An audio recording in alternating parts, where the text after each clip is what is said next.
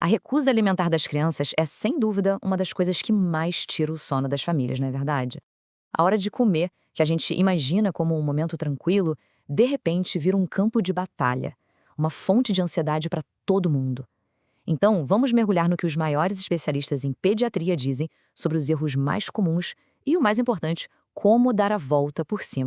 Se essa pergunta bateu fundo aí, saiba que essa situação é extremamente comum. A frustração de preparar uma comida com todo o carinho, pensando na saúde da criança, e ela simplesmente recusar, é real, é desgastante. Pois é. Mas olha que interessante. A boa notícia é que, segundo entidades como a Sociedade Brasileira de Pediatria e a Academia Americana de Pediatria, a solução não está em criar táticas mirabolantes. Na verdade, a chave é parar de fazer aquilo que não funciona. E é exatamente nisso que a gente vai focar agora. Vamos falar sobre os grandes nãos que a ciência recomenda. Para começar, vamos falar sobre aquelas táticas de pressão, de controle, sabe? São atitudes que, muitas vezes, na melhor das intenções, acabam transformando a mesa em um ringue de luta e, no fim das contas, só pioram a recusa. Esse aqui, gente, é o erro número 1. Forçar a comida é um tiro no pé. As diretrizes pediátricas são muito claras. Obrigar uma criança a comer cria uma associação super negativa com a comida. O cérebro dela começa a entender a refeição como um momento de puro estresse, de ansiedade. Isso é exatamente o contrário do que a gente busca, que é nutrição com prazer. E essa pressão vem de várias formas, né? A clássica frase, só mais uma colheradinha, é um exemplo perfeito. E a chantagem também entra aqui. Prometer sobremesa como um prêmio ou ameaçar com castigo. O que isso ensina para a criança? Algo bem perigoso, que comer legumes, por exemplo, é uma tarefa tão, mas tão ruim que precisa de uma recompensa ou de uma punição para acontecer. O objetivo é justamente sair dessa cena de conflito e chegar nesse clima de harmonia que a gente vê do outro lado. E isso só acontece quando a gente começa a confiar que a criança tem sim seus próprios sinais de fome e de saciedade. E essa citação da Sociedade Brasileira de Pediatria, nossa, ela resume tudo de forma brilhante. Confie na saciedade de seu filho, preocupe-se com a qualidade da alimentação e não com a quantidade. Essa virada de chave, sabe, deixar de se preocupar com a quantidade para focar na qualidade é libertador, é fundamental. O que nos leva direto para o nosso segundo ponto, o clima emocional à mesa. A ansiedade dos adultos pode afetar e muito o apetite dos pequenos. Isso é pura fisiologia, gente. Um ambiente tenso, com adultos estressados, irritados, isso coloca o corpo da criança em estado de alerta. E um corpo em alerta não está nem um pouco preocupado com digestão ou apetite. Ou seja, a calma não é só uma questão de bons modos, é uma ferramenta poderosa para estimular a alimentação.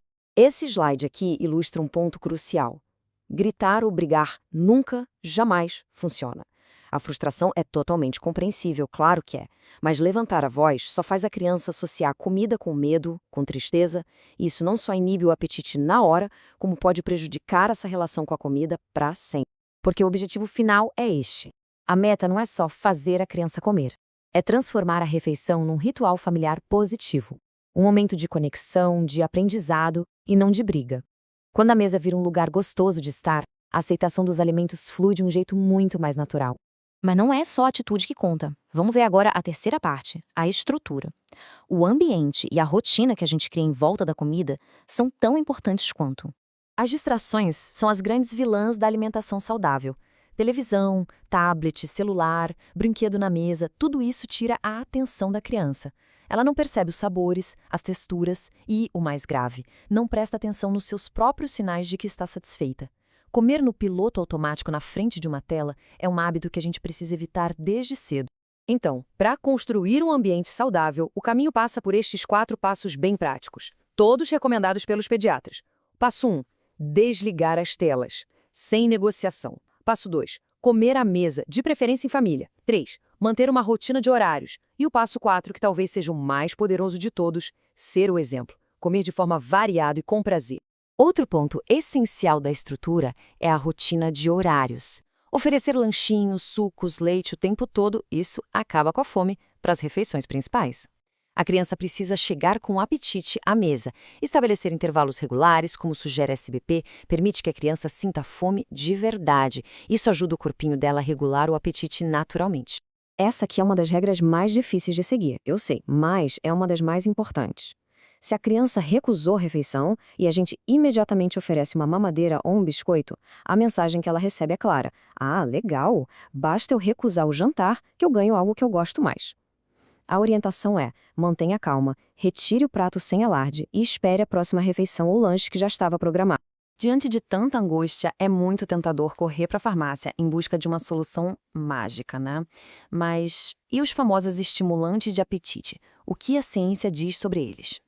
A posição das entidades de pediatria é bem direta. Para crianças saudáveis que têm uma recusa alimentar comportamental, esses remédios não são recomendados. Ponto. Não existem evidências de que funcionem de verdade e, pior, eles podem acabar mascarando a causa real do problema. A melhor vitamina para abrir o apetite, sabe qual é?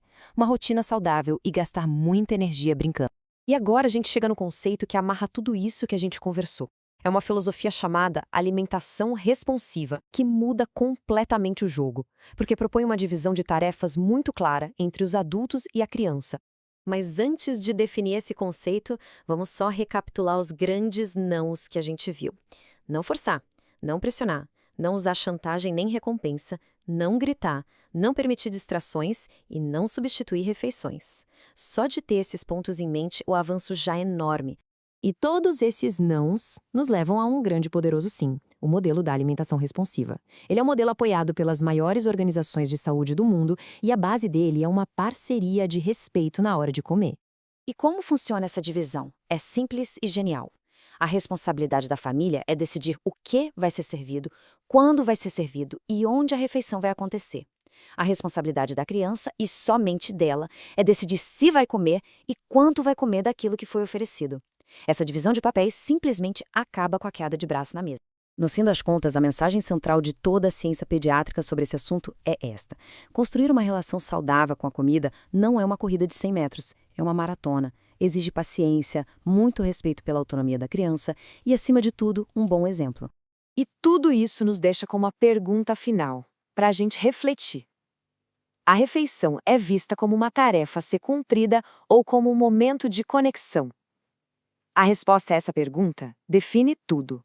Mudar essa perspectiva de uma obrigação para um momento de união pode ser a chave para transformar não só a alimentação, mas a felicidade da família inteira.